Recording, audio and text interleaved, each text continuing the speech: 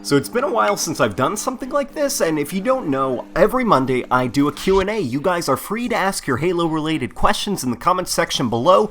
I will randomly pick a few questions and answer them the following Mondays. So without further ado, let's get right into this. We're going to start off this week with a question from Jason Bird Jr., who says, "Before you tell me to commit suicide..." Oh boy, this is starting great.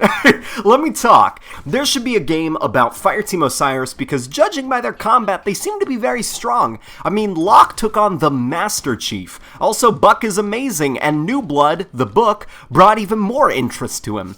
Even though it wasn't the best judging by what the fans say, Halo Nightfall really showed what Locke can do, even when not in his badass armor. If you pay attention to Vale, you will notice that her combat seems better than most of Osiris because she does many flips, parkour, etc. She also takes down most of the Covenant cutscene-wise. Vale can also speak Sangheili, so that can help her very much. I don't know much about Tanaka, but she might be pretty cool as well. Recently, I've been really interested in Osiris, so having a game on them would be awesome. Also, I don't know if Late Night Gaming talks about Osiris, but I'll go watch it now."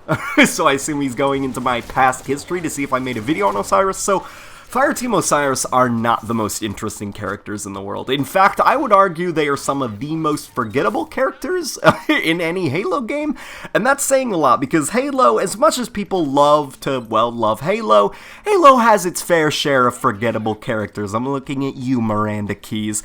And so, I think that like a spin-off game featuring Fireteam Osiris would actually do them a lot of good, but at this point, I think when it comes to Halo 5, I don't think 343 wants to revisit the events of Halo 5 in like a spin-off game or something, because it's like, what are you going to do? Make another game about Fireteam Osiris? Because Halo 5 was supposed to be their debut, so instead of doing that, what could actually be interesting is that 343 created a comic book that took place during the events of Halo 5, and maybe it was following some of the random story things that they jump throughout the game, like maybe let's have a comic book series that takes place on their journey through Meridian or Sanghelios, and it fleshes out the events of those moments in the game like a little bit better.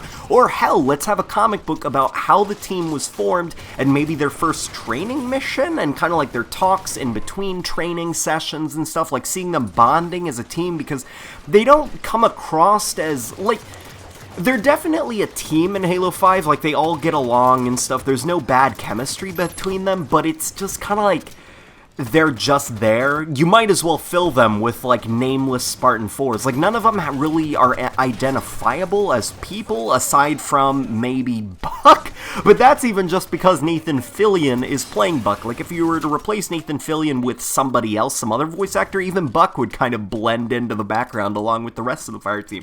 This is just my opinion. Overall, I don't think a spin-off game featuring them would be the best thing right now. I think maybe some kind of like comic book or something just to make them a little bit more interesting as characters, but you know, that's just my opinion. And so we are going to move on to a question from Thomas Grandshear, I hope I pronounced it right. And so he says, "I feel like one problem a lot of people have, not all, is that we are narrow-minded about future games. I feel like Halo is turning into Call of Duty.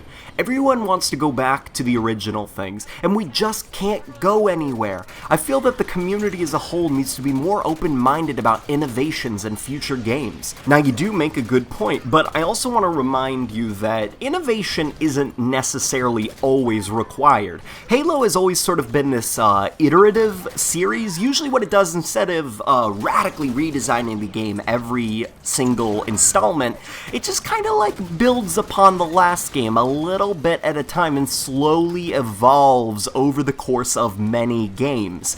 Halo has never really, and you know, to be fair, Halo really never needed to do that. The combat has always been tight. Now, Halo 5, I would argue, took the largest leap in terms of changing things up. And to be fair, I do think that Halo 5 did do a lot of things right. I think it's actually quite shocking how well Halo 5 plays as a Halo game. You know, when you look at some of the things that they've changed with its combat on paper, there are still a few things that I would actually revert back to how it used to be. I would get rid of the smart scoping. I do not like that it gives you accuracy buffs when you scope in. I would also kind of get rid of the Spartan charge and stuff, and maybe even the slide and the clamber, because I do think some of those things are like, that's a little bit too much, it's a little bit too overboard, but certain things like sprint, I do think 343 has found a nice balance. I do think sprint works really well in Halo 5.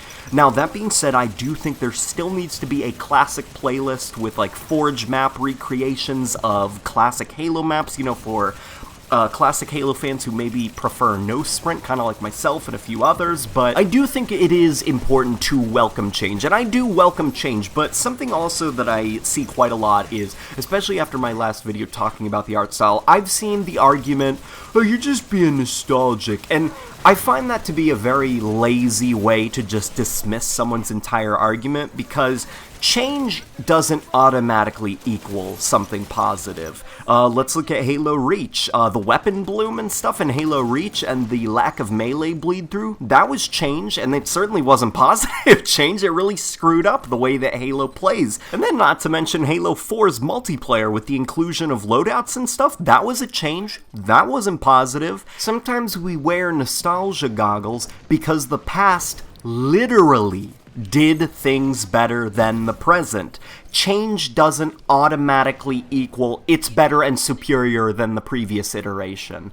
But like you said, we also can't just cling to the past, because there are certain things in the past that do become outdated as video games evolve. And Halo 5, for the most part, I do think did a good job adopting a lot of, like, innovations that we see in a lot of modern day shooters while not going entirely overboard, although I would argue the smart scoping, that's a little bit too much in my opinion.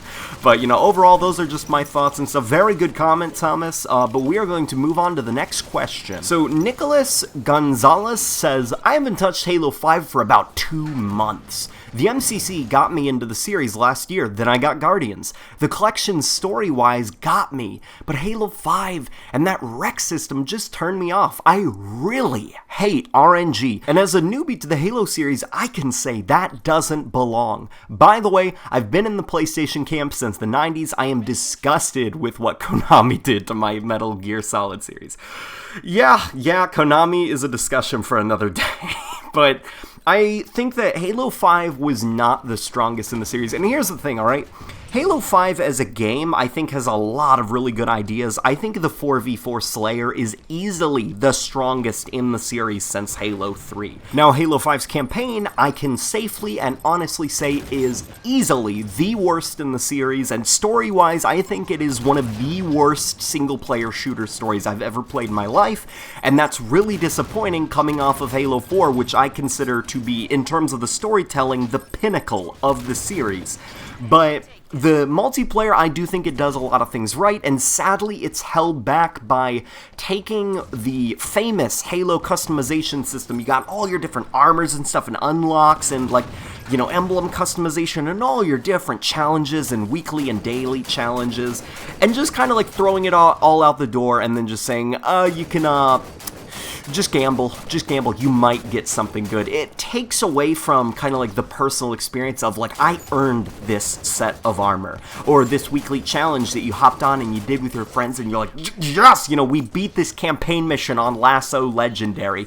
It's like, no, you can't do any of that. It's all tied to a random number generator now, whether you get rewarded or not. And I think that it is pretty bad that Microsoft and 343 looked at this and said, yeah, this is going to get people interested in the series. Like, a bad campaign, a Warzone mode that has good ideas but is kind of half-baked, and 4v4 Slayer, which is great, but sadly you have no incentive to play it because there's no unlocks in the game, just a random number generator. It's really disappointing that they looked at that and said, nah, we don't need to delay the game. We're good, just ship it. Now, obviously, it was not like that behind the scenes. It was a little bit more chaotic and disorganized than that, and I know that the people at 343 are not happy with the Halo 5 that they shipped, and they really want Halo 6 to be better. But that's kind of what your average consumer will see, and for you, Nicholas Gonzalez, you said you bought the MCC, you loved it, but then Halo 5, you were like, what the hell?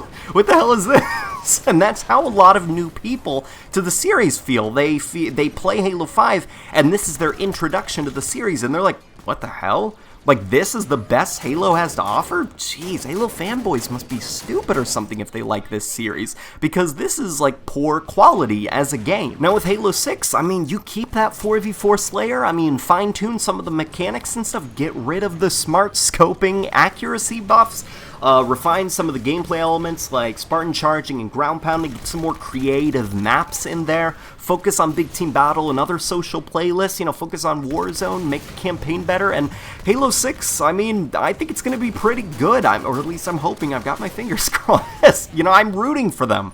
I don't hate 343, I want them to make the next Halo 3, you know, like the best Halo game they can. And so we are now going to move on to a question from The Paladin, who says, Q&A, what do you think about bringing back dual wielding? Same old mechanics from Halo 2 and 3, why do you think 343 took out dual wielding in the first place? I know why Halo Reach took it out, since it took place before Halo CE, so it wouldn't feel right.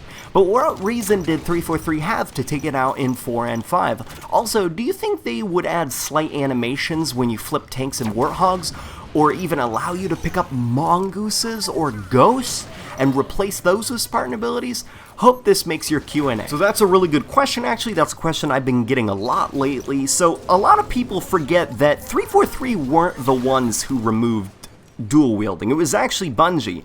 They started it with Halo 3 ODST, which I can only assume from a gameplay standpoint they wanted to make you feel more like a weaker ODST and stuff. You know, an ODST can't run around dual wielding needlers and SMGs and stuff. You know, you're just an ODST, where a Spartan could do that. But in Halo Reach, if I remember right, now please don't quote me on this, but I remember reading somewhere that the reason actually primarily why they removed dual wielding is due to pro players complaining about the balancing of dual wielding, like how overpowered certain weapon combinations are when you're dual wielding.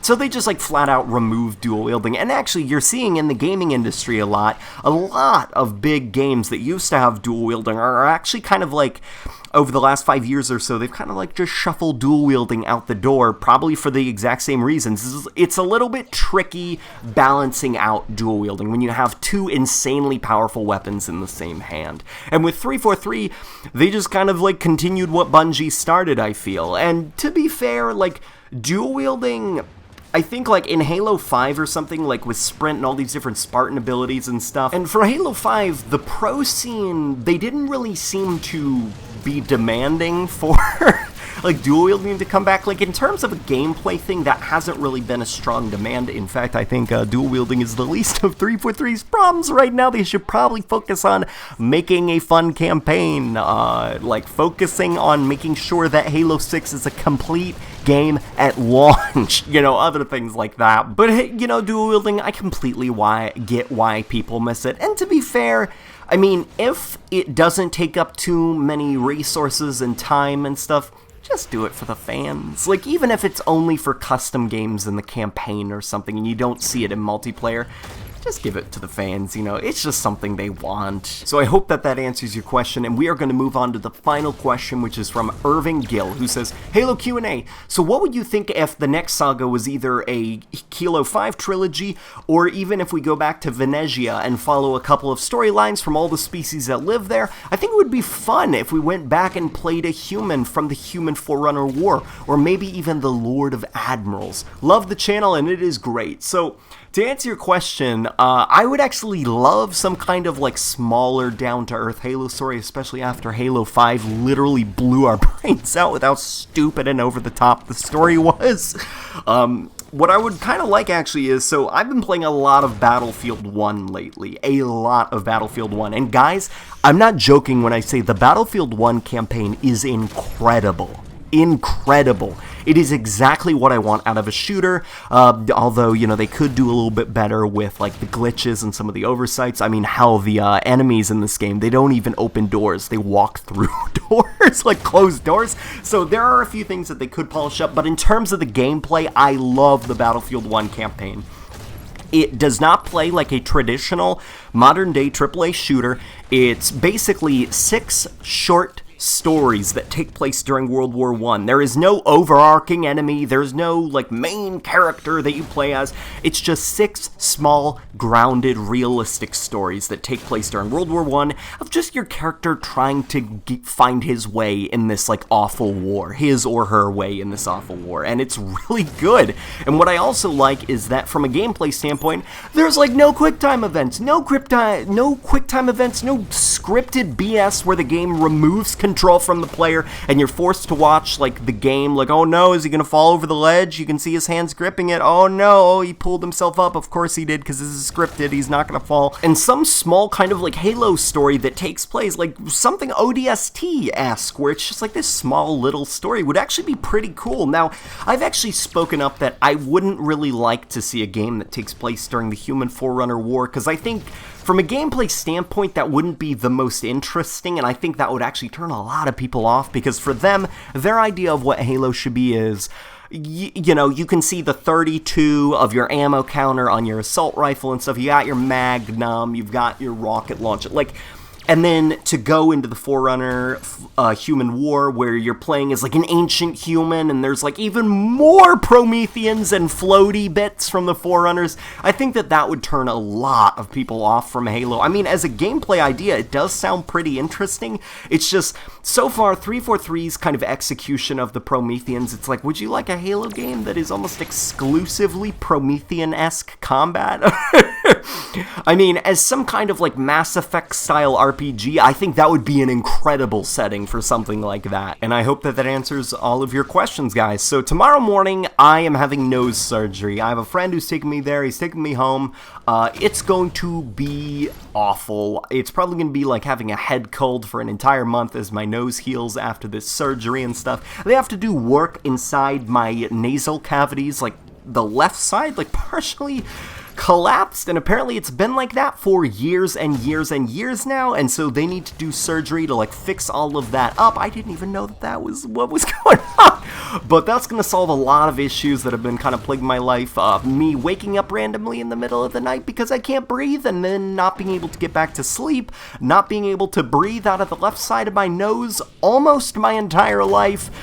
It's gonna feel pretty good after the month of recovery, where my nose is gonna be blocked up and swollen. So if in future recordings after this one I sound very stuffy and very congested, you know why. But so guys, this was a lot of fun, and I want to do more Halo Q&As in the future, so leave your questions down below, leave a like if you enjoyed, and in the description below is my Twitter. You guys are free to follow me, please. I am a very emotionally needy person, and guys, I'll see you on the next video.